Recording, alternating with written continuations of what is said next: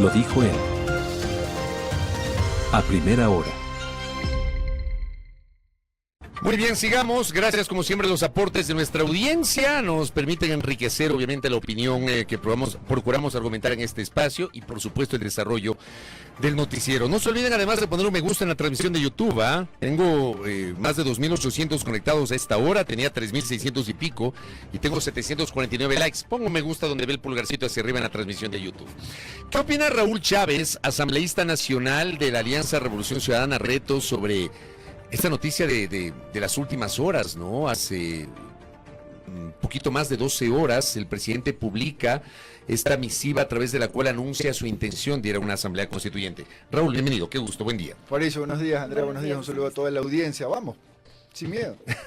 Vamos, sin miedo. Pero que cumpla todo el procedimiento es que para legal. ustedes sí les conviene, pues, políticamente, ¿o no? No, pero si no lo estamos planteando nosotros. Pero nosotros no vamos a retroceder. Si hay una decisión de consultar al pueblo, a los ciudadanos, bueno, vamos. Por supuesto tiene que haber todo un procedimiento que usted muy bien lo acaba de detallar en su comentario sin rodeos, y eso pues no se puede saltar porque sería una ilegalidad hacerlo. Pero si es que hay una decisión y está dentro de sus facultades convocarlo, nosotros no tenemos miedo. Nosotros entendemos que es parte del ejercicio del servidor público, es también poder siempre estar en las urnas y que el pueblo avale o no el trabajo que uno viene haciendo. ¿Pero a ustedes les parece que sea oportuno que realmente ahora se esté llamando a una asamblea constituyente? No, yo creo que los problemas que tiene que resolver el Ecuador en este momento no pasan por una asamblea constituyente. A mi criterio, los problemas que se tienen que resolver a partir de de las facultades que ya tiene el Ejecutivo. Hay que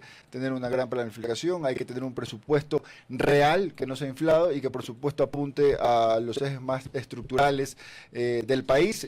Yo creo que no hay que dejar de hablar de la problemática que hoy existe, por ejemplo, en la emergencia de salud, que aunque algunos asambleístas de ADN dicen que no existe porque parece que andan con los ojos cerrados, pero ya el presidente hace 2 o 3 días declaró en emergencia la compra de medicamentos, lo cual genera una contradicción. De eso hay que hablar. Hay que hablar de lo que sucedió hace unos días en el tema del subsidio al diésel, que se eliminó el decreto. O sea, no hay que perder no hay que perder las noticias que hoy realmente le afectan al Ecuador, a los ciudadanos, al de pie sobre todo, y no dejarnos llevar por diferentes narrativas, sea cual sea una consulta o sea cualquier otra publicidad. Le añado otra cosa. Un hecho espeluznante ocurrido en los exteriores del Hospital Docente de Ambato. Un enfermo renal falleció. Es un tema que nosotros con Andrea lo hemos abordado permanentemente en los comentarios. Y es un tema de ejecución, es un tema de competencia directa del Ejecutivo que no tiene nada que ver la Constitución. Pero por eso le digo, Fabricio, o sea, miren, yo he tenido la oportunidad de ir fiscalizando muchos hospitales en estos últimos 2 meses debido a todas las denuncias que han existido y que por supuesto las hemos hecho públicas. Y mire, y la solución no apunta a que venga un extraterrestre de Marte a hacer algo diferente de lo que se puede hacer, no, para nada. O sea, aquí hay un tema de capacidad, hay un tema de perfiles, por supuesto, pues porque las personas que están a cargo de diferentes instituciones, hablamos de salud, tienen que tener la capacidad para hacerlo. No se trata de ser un médico especialista como para poder administrar hospitales y el servicio de salud, son 2 cosas absolutamente diferentes. Ahí tiene que también meter una lucha contra la corrupción, porque para nadie es un secreto, por supuesto, que en el tema de salud hay muchos hospitales que están tomados por las mafias, pero eso es un tema que se tiene que coordinar entre el Ministerio de Salud, O sea, ¿qué es lo que le quiero decir, Fabricio? Hay muchísimas cosas que se tienen que resolver en este momento y que no dependen de ninguna constituyente. Pero ni de la no Corte, tiene ni de razón, en parte, digo, para tratar de procurar entender también algunos de los argumentos del Ejecutivo. Yo coincido con mucho de lo que usted dice. Además, yo lo he expresado acá, que a mí me parece que una reforma constitucional no soluciona estos problemas que ha señalado, pero al mismo tiempo Noboa dice: las actuales reglas del juego me impiden combatir con efectividad a la delincuencia y al crimen organizado. Es una constitución supuesta extremadamente garantista y hay que reformular eso. ¿No tiene también razón Noboa en algo de estos resquemores que ha señalado? Pero Fabricio, con esta misma constitución hemos tenido niveles de seguridad que apuntan a ser uno de los mejores de Latinoamérica. O sea, esa es la realidad. Pero si nosotros revisamos la ejecución, si nosotros revisamos la planificación, nos damos cuenta por qué del resultado. Mire, el año pasado nos subieron 3 puntos en el IVA. Eso era a consecuencia de poder invertir para la lucha contra la inseguridad. A partir de eso, el SRI recaudó alrededor de 1.800 millones de dólares entre los 3 puntos y la tasa que se le generó a todo el sector empresarial para la lucha contra la inseguridad. No han sido utilizados esos recursos porque ninguna cartera de Estado que apunta a la lucha contra la inseguridad presenta pues un aumento de sus presupuestos en esos niveles. Entonces, claro que el país que vivimos es un país en el cual se necesitan cambios urgentes. Pero, repito, o sea, no comamos cuento y no nos sumemos a una narrativa de algo que podría ser simplemente una bomba de ensayo, como hablamos hace un momento. O sea, eso no es lo relevante. Si es que se quiere ir a una constituyente o a cualquier consulta o cualquier acción de elección popular, ok, hagámosla sin ningún problema, pero no dejemos de hablar de lo que realmente importa. Y esto es un mensaje no solamente a partir de la pregunta que usted me hace, esto es un mensaje también para los líderes de opinión, para los periodistas, para todas las autoridades que siempre están en medios y que tienen la posibilidad de ser escuchados, que los ciudadanos tienen la posibilidad de escucharlos. O sea, lo importante aquí es no dejar de hablar de lo que realmente importa, y cualquier otro tema que vaya en agenda, bueno, que vaya en agenda y en su tiempo tomaremos la decisión, en el tiempo que sea necesario nos pronunciaremos, pero hoy cambiar lo que está pasando en este momento por algo que posiblemente pase en algunos meses si es que se cumple la norma, me parece que no ayuda en nada a solucionar la verdadera problemática de los ecuatorianos, y sí le ayuda pues al gobierno a mirar a otro lado para que la gente pues no se preocupe de lo que hoy realmente importa. ¿Cómo hacer eso desde su espacio asambleísta, desde la Asamblea Nacional? Hemos visto en estos últimos días, digamos, que entre gritos se aprueban resoluciones, que hay realmente no hay paz dentro de la Asamblea Nacional. Se aprobó hace 2 días una resolución que sobre el subsidio, sobre el retiro del subsidio al diésel. Pero tuvieron que cambiar la resolución, pues, ¿no? ¿Cómo hacerlo desde su espacio asambleísta? Bueno, primero no parar de expresar lo que se piensa, lo que se siente. Creo que es importantísimo. Yo lo he dicho un montón de veces con diferentes asambleístas dentro del pleno, algunos frustrados porque no les dan la palabra.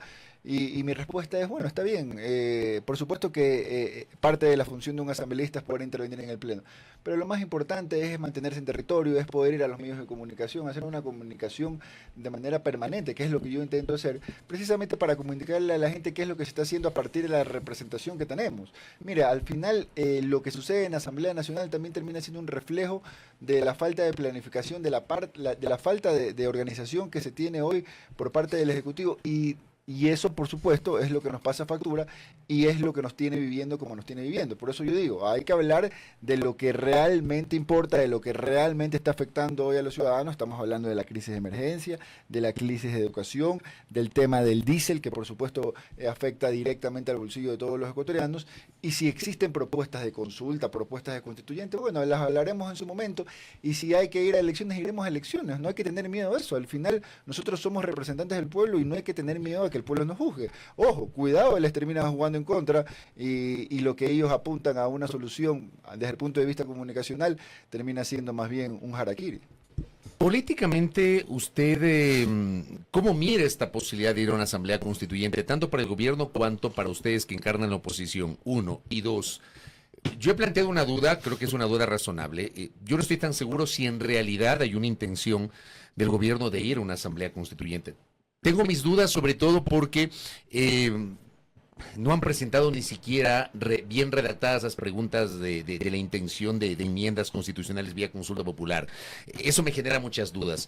¿Usted cree que en el fondo quieren ir a una constituyente? Y luego, ¿les interesa a ustedes? Mire, yo creo que hoy para solucionar los problemas urgentes del país no necesitamos una constituyente. Pero repito, no le sacamos el cuerpo. Si es que hay que ir a una constituyente, vamos a una constituyente, no hay ningún problema. Dicho esto, a mí me genera dudas más bien si lo que el Ejecutivo quiere es que le aprueben las preguntas, si lo que el Ejecutivo quiere es poder sustentar sus leyes ante la Corte de una forma técnica, porque ahora no nos engañemos, pues, o sea, pensar que un Ejecutivo, que un gobierno no puede, por último, contratar a un estudio jurídico constitucionalista para que le dé haciendo el trabajo de la manera técnica y legal como corresponde, para que no sea negado. Eso es posible, o sea, eso lo podrían hacer, no lo hacen. Entonces, más bien a mí ya me genera dudas si lo que estamos viviendo, si este show de la marcha, este show de que vamos a las comparecencias y no se sustenta lo que hay que sustentar, de que se envía una pregunta y se la regresa porque no se lo ha enviado, digamos, con todos los argumentos necesarios. Hay que ver si esto no es preparado, si esto no es parte de la narrativa comunicacional, Fabricio, que es lo único, a mi criterio, que hoy está sosteniendo la gestión del Ejecutivo, porque a nivel de resultados no vemos absolutamente nada. Quisiéramos ver resultados, por supuesto, porque nosotros vivimos en este país y queremos que les vaya bien. Aquí viven nuestra familia, nuestros amigos, vivimos nosotros, pero la realidad es esa. Entonces, si usted me pregunta qué hace bien el gobierno, yo le digo que ellos manejan muy bien la narrativa adicional del músculo financiero que tienen. Por eso le preguntaba, ¿usted cree que puede ser un distractor?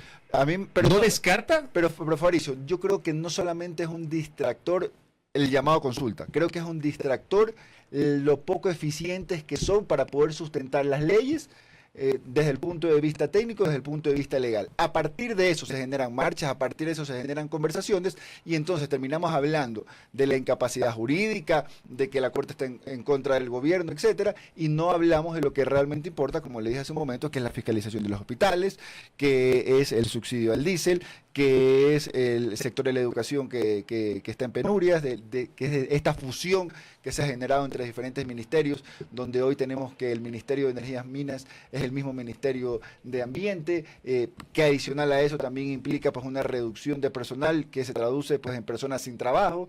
Entonces hay un montón de temas que hay que hablar, que hay que solucionarlos, que hay que decirlos, no por hacerle mal a un gobierno o por querer que el gobierno se vaya, sino para que los corrija. O sea, al final, cualquier situación tiene que corregirse a partir del diagnóstico. Por ejemplo, cuando uno va a un doctor, el doctor y tiene alguna enfermedad, algún dolor, lo primero que tiene que hacer el doctor es generar un diagnóstico para a partir de eso generar un tratamiento y una planificación para la cura.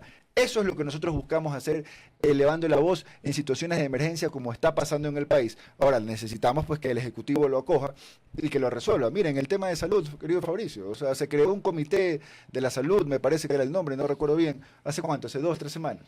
¿Qué ha pasado?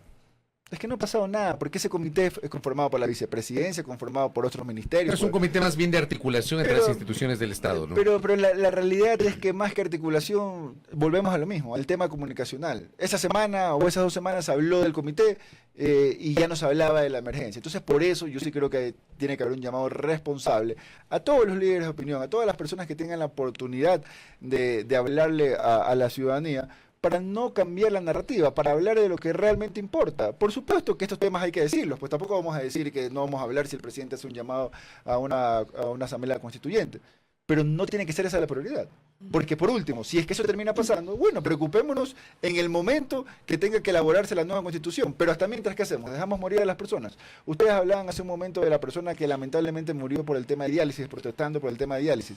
Bueno, yo le cuento que ayer en la Comisión de la Niñez y de la Adolescencia, en la cual seguimos recibiendo comparecencias precisamente por la fiscalización de los hospitales, enfocado por supuesto en niños y adolescentes, tuvimos la comparecencia de una señora vía Zoom en ese momento que estaba en el Hospital Universitario de Guayaquil, eso se hizo público porque lo subieron algunas cuentas, donde nos decía que la bebé nacía hace 3-4 días, estaba en la termocuna y la había encontrado con hormigas. La sonda estaba sucia, estaba reclamando. Una barbaridad eso. Ahí tuvimos que hacer algunas gestiones para ver cómo la ayudamos, pero eso es un caso. Y de esos hay muchísimos. Y estamos hablando del Hospital Universitario de Guayaquil. Ahora, imagínense ustedes los hospitales de Sucumbíos, de Loja, de Cañar, no sé, de provincias que a lo mejor están más lejanas y que no necesariamente hoy el Ejecutivo le está dando la importancia que se merece, cuando todas deben tener la misma importancia. Asambleísta, entendemos totalmente esa preocupación que usted trae a colación ahora en la mesa, pero yo le quiero preguntar cuál es su lectura política respecto de si se llama a una asamblea constituyente. Y reitero nuevamente la pregunta de Fabricio, ¿creen que a ustedes les podría convenir? Mira, es que yo no me muevo a partir de conveniencias, yo me muevo a partir de convicciones. Y si nos toca ir a una asamblea constituyente, asimismo cuando nos tocó ir a la Asamblea Nacional y también como me tocó en su momento ir a la concejalía, nosotros haremos propuestas apegadas a la verdad. O sea, nosotros no es que vamos a manejar o articular un discurso simplemente para intentar ganar votos. Aquí las cosas hay que decirlas como son, porque es la única forma que vamos a poder acercarnos a resolver los problemas que vivimos. Entonces, si usted me pregunta, yo creo que esto, más allá de lo político, es un tema de narrativa comunicacional como para tener a la gente mirando a un lado, más o menos como decía Ronaldinho, ¿no? Mientras yo toco para un lado, miro para el otro. ¿Qué quería decir eso? O sea, tenías a toda la gente viendo el show a un lado, cuando realmente lo que está pasando está al otro lado. Qué buena analogía. Pero y eso está en YouTube, mírenlo. No, así mismo jugaba Ronaldinho. Oiga, pasando de cuáles a la voz, ¿qué va a pasar con Reto? ¿Y hay el riesgo, le pregunto, de que usted sea sancionado con la pérdida de sus derechos políticos? Le voy a explicar a Fabricio, qué bueno que hizo esa pregunta, mire que ni siquiera pensaba que le iba a hacer. A ver. ¿Qué hay que hacer? No, pero es que me parece bien, más bien me genera satisfacción que la haga. A ver, hay 3 temas, ¿no? Porque obviamente la noticia sale en bruto y uno puede pensar cualquier cosa. Un partido político tiene que reportar 3 fondos. El fondo partidista, el fondo de campañas y el fondo de administración interna del partido. Primero, Reto no tiene fondo partidista. Nunca ha tenido porque nunca ha tenido la votación necesaria. El fondo partidario es el que entrega el Estado para el funcionamiento de la organización política. Lo cual quiere decir que Reto nunca ha recibido ni recibe ni $1 público. Hay que decir eso, ¿no? Porque la gente enseguida dice, no, que es el fondo que le entrega el CNE a Reto, que no lo reporta. Nunca ha recibido. Ya. O sea, entonces, por ende, no hay que reportar lo que no recibe. No recibimos fondos públicos. Segundo, el fondo de campaña fue reportado en su debido momento dentro de las plataformas del CNE, lo cual ya está auditado. Digamos, se dio la página. No es que se está hablando de los fondos de campaña, porque eso ya está presentado y auditado. De lo que se está hablando son de balances administrativos de Reto, luz, agua, contadora, que suma alrededor de $900 en el 2024, que no fue presentado en el sistema que dice la ley y el reglamento del CNE que tiene que ser presentado. Pero ahí es donde existe una confusión a nivel administrativo y que le digo la verdad, Fabricio, se le está subsanando dentro del marco y del procedimiento que se tiene. O sea, usted reconoce que realmente no se registró, hay incumplimiento. Pero déjeme explicarle, ¿no? ¿Y por qué se está subsanando? Porque dentro del proceso que nosotros tuvimos de cambio de presidencia, porque yo entré a mediados del año pasado a Reto como presidente, se pidió nuevas claves de acceso precisamente para poder subir este balance que yo le estoy en este momento comentando. Nunca se dieron esas claves y tenemos más o menos como 8 pedidos al respecto. Al Consejo Nacional Electoral. Claro, por supuesto, de que me den las claves, que me den el usuario para poder subirlo. Dicho eso, nosotros igual lo presentamos en físico, precisamente para no tener este tipo de problemas. Como hemos tenido una comunicación, y aquí sí tengo que ser claro, una comunicación abierta en el cual, sin ningún tipo de postura, se ha podido identificar de que la falla no ha venido por este lado, esperamos que los temas se estén subsanando, a eso apuntamos, y qué importante que lo mencione usted, Fabricio, como para poder comunicarlo a la ciudadanía. Mire, yo no soy tanto de esos que hacen un show con cada noticia, porque yo creo que no tenemos, como les dije hace un momento, no tenemos que llevarnos por las noticias o por temas de momento. Las cosas hay que decirlas bien, hay que explicarlas, hay que argumentarlas. Nosotros hemos hecho todo el procedimiento correspondiente y confiamos en que es un tema absolutamente subsanable. Pero perdón que me hiciste lo que le preguntó Andrea. Ustedes reconocen que cometieron una omisión. No, lo que nosotros reconocemos es que no nos han entregado desde que se pidió, y hay muchísimas comunicaciones de manera oficial, para que se pidan los accesos al sistema, porque el reglamento y la ley establece de que solo se lo puede subir en el sistema este balance. Nosotros lo hemos entregado en físico, pero como no tenemos los accesos, por un tema aparentemente operativo dentro del CNE, nunca se llegaron los accesos. Entonces simplemente es lo que se va a presentar. Pero lo más importante, Fabricio, más allá de eso, es que no estamos hablando de fondos partidistas, no estamos hablando de fondos de campaña, estamos hablando de fondos privados que no llegan ni a los $1,000 y que sobre todo se enfocan en servicios generales, en pago a contadores, etcétera, ¿Cómo se encuentra ese proceso? Es decir, ustedes ya presentaron Sí, por supuesto. Nosotros estamos dentro del marco de todos los tiempos correspondientes. Les repito, cuando un partido está en el CNE, pues tiene contacto permanente con los delegados de las operaciones políticas, y le digo que vamos por buen camino, pero vamos por buen camino no porque por nada más de que hemos dicho la verdad y que hay todos los sustentos del caso. Mire, al final hay temas que hay que ir resolviendo, pero no es nada que nos preocupe porque tenemos la verdad por delante. Pero frente a eso, entonces, usted no teme de que le sancionen tanto a la organización cuanto a usted.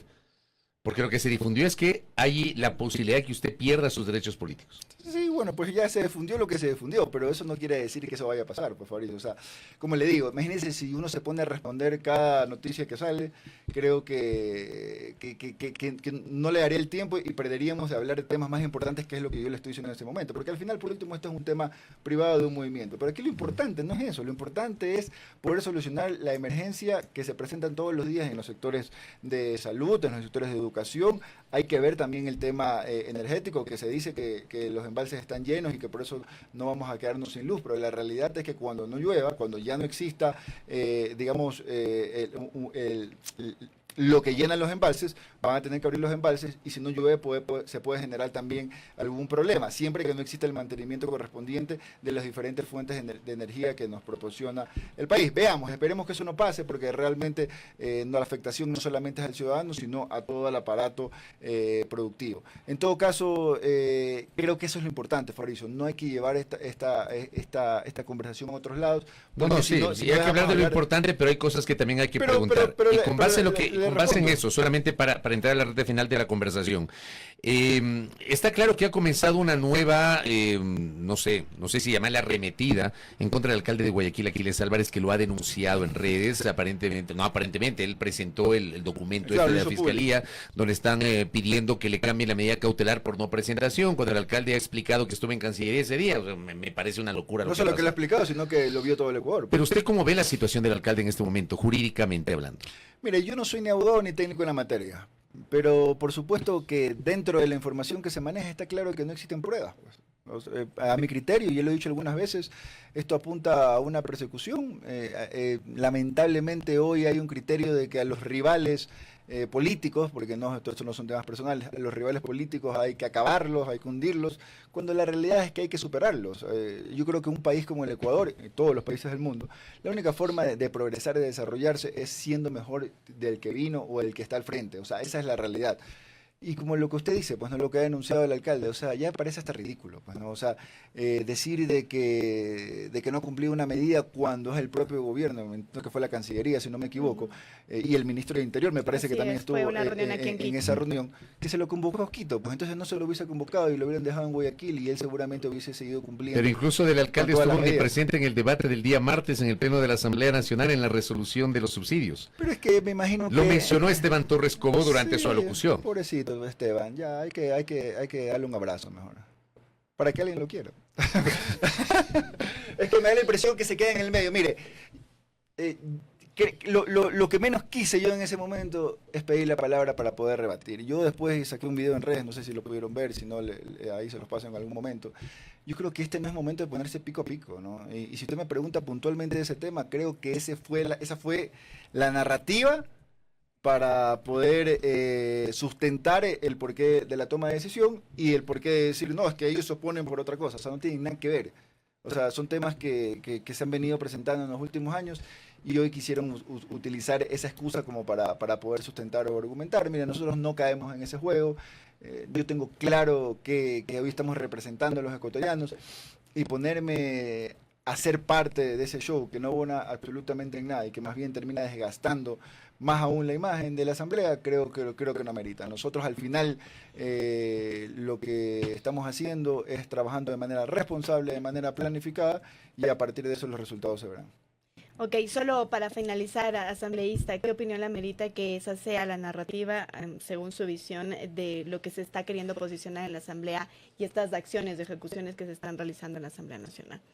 ¿Pero sobre qué tema específico? Digamos, esa narrativa de querer imponer otros temas, nombrarlo a Aquiles Álvarez dentro de una sesión de pleno, que no suma en nada, pues que no suma en nada, que volvemos a la pregunta del inicio. Estamos hablando de un tema comunicacional, de manejar una narrativa como para llevarnos lo importante. Y repito, aquí el mensaje a todos los líderes de opinión, a todos los periodistas, a las autoridades, a no caer en esas narrativas, a hablar de lo importante. Por último, si hay que mencionar algo, mencionen lo de pasada, pero eso no es lo importante, eso no le resuelve el problema a nadie, y lo que sí le resuelve el problema a todos es que exista una correcta ejecución en todas las áreas que hoy vivimos en crisis. Asambleísta, gracias por el tiempo. Muchísimas gracias a ustedes. Gracias, a Raúl Chávez, asambleísta nacional de la Alianza Revolución Ciudadana Reto, a quien a primera hora con su visión sobre la coyuntura, lo que está pasando, la intención del gobierno de ir a una asamblea constituyente, el debate parlamentario en la Asamblea Nacional y, por cierto, nos ha explicado un poquito cuál es la situación jurídica de Reto a propósito de esta noticia que se difundió hace pocos días. Primera plana. Todas las noticias, todas las voces.